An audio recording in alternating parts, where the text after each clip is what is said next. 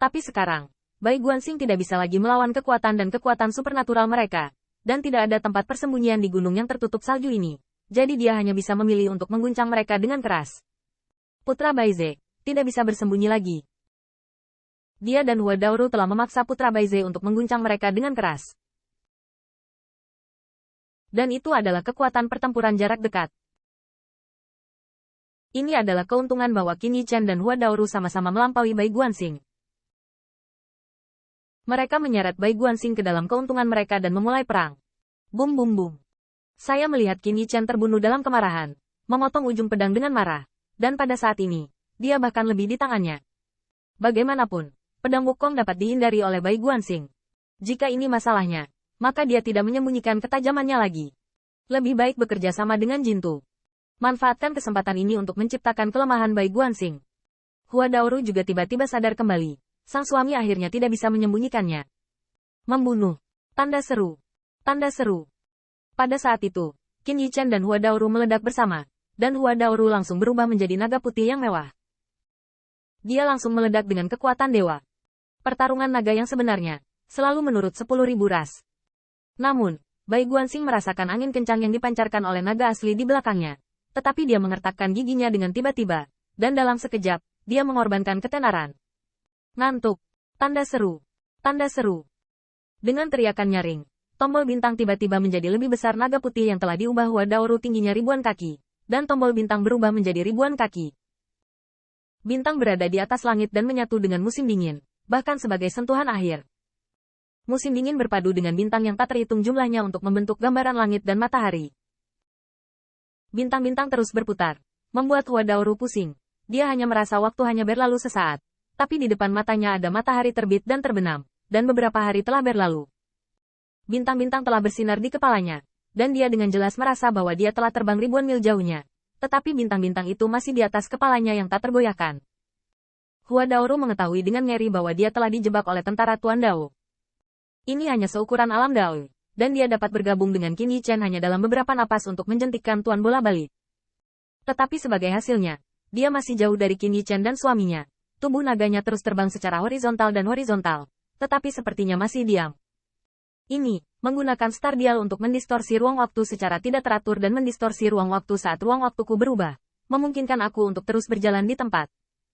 Hua Daoru terus terbang dari matahari terbit hingga terbenam, tetapi Qin Yichen dan Bai Guanxing di depannya masih sangat jauh, bahkan tidak pernah selangkah lebih dekat. Meskipun demikian, Bai Guanxing harus mengorbankan dial bintang, yang menyulitkan tentara Dao untuk menanganinya.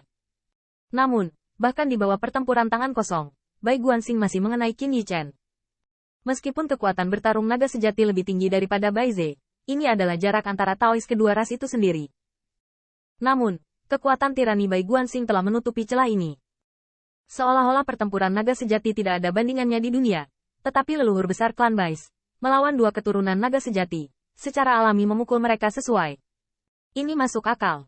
Ini bukan kesenjangan rasial, tetapi celah dalam pribadi mereka. Kekuatan.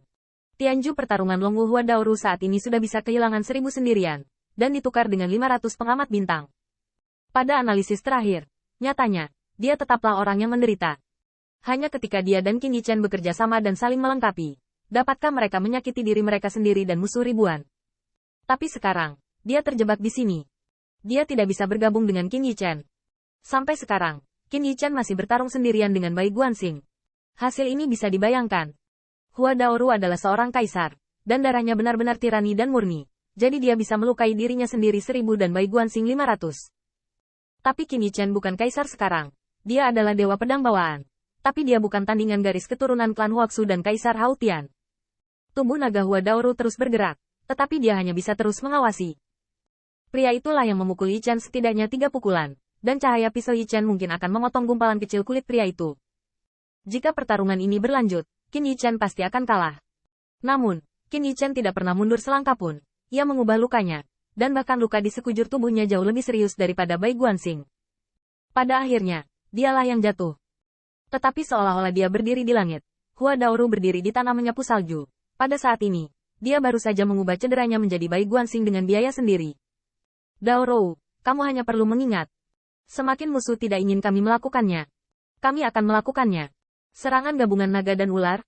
Apa serangan gabungan naga dan ular? Serangan gabungan naga dan ular hanya Taoisme. Taoisme akhirnya terlihat, dan ada kekurangan saat terlihat. Leluhur Agung Huaxu dan Leluhur Agung Leize tidak akan pernah menciptakan metode yang memiliki kekurangan untuk ditangkap musuh. Arti sebenarnya dari serangan naga dan ular adalah bahwa Anda dan saya dapat bekerja sama untuk pihak lain dengan cara apapun, untuk memaksimalkan kekuatan kedua belah pihak. Ini kombinasi naga dan ular. Slogan Qin Yichen seperti guntur di tanah, bergema di pegunungan yang tertutup salju. Tetapi Bai Guanxing memiliki ekspresi bercanda di wajahnya. Bagian depan telapak tangannya memadatkan Bai Zewutian, dan Qin Yichen memuntahkan darah dengan satu telapak tangan. Ada begitu banyak omong kosong. Kamu dipilih. Siapa lawan saya? Wajah Bai Guanxing bercanda, tapi nyatanya, dia sudah memberikan jawabannya. Tidak pernah ada kemenangan yang lemah atas yang kuat. Sama seperti tentara yang terdiri dari 100.000 orang, tidak mungkin untuk mengalahkan 1 juta tentara. Keajaiban bahwa 100.000 memenangkan 1 juta adalah bahwa 100.000 tentara, terus-menerus menyelinap di belakang, tidak akan pernah melebihi jumlah ini setiap kali tentara berperang melawan 100.000 tentara. Dan Bai Guanxing melakukannya. Hanya ketika Qin Yichen dan Hua Daoru bergabung, dia memiliki peluang untuk menang di depannya. Dan sekarang, dia hanya perlu mencegah keduanya bergabung. Saya melihat Bai Guanxing bertindak keras, bahkan di bawah telapak tangan, mencekik pergelangan tangan Qin Yichen yang bergemuruh, dan menekannya tiba-tiba. Cahaya petir mengalir kembali, menyebabkan seluruh lengan Qin Yichen meledak setiap inci. Mendesis. Qin Yichen mengertakkan gigi dan tidak pernah membiarkan dirinya menggerutu. Tapi adegan ini menghancurkan hati Hua Daoru. Setelah menjatuhkan Yichen ke tanah, dia seharusnya menjadi yang berikutnya, kan? Tuan, Anda telah mengajari kami segalanya. Setiap kali Anda bergerak, Anda akan menginjak kami sebagai musuh sejati. Jadi, ini yang kamu ajarkan kepada kami untuk memperlakukan musuh seperti musuh. Selama kita bisa menang, itu benar.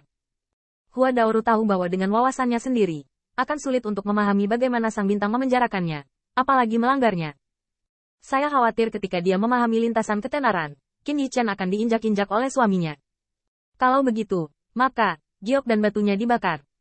Hua Daoru mengatupkan giginya, dan pada saat itu, dia mengangkat kepalanya dengan marah, melihat bintang-bintang di langit, dan dia mengorbankan timbangannya. Nilin adalah Nilin dari leluhur Agung Huaxu. Tombol bintang adalah kaisar dan prajurit pangeran yang disembah Bai. Pada saat ini, dia akan menghancurkan dirinya sendiri dengan timbangan, menghancurkan ketenaran Bai. Hanya ketika kekuatan dua tentara Tao benar-benar bertabrakan dan membunuh satu sama lain, dia bisa keluar dari masalah.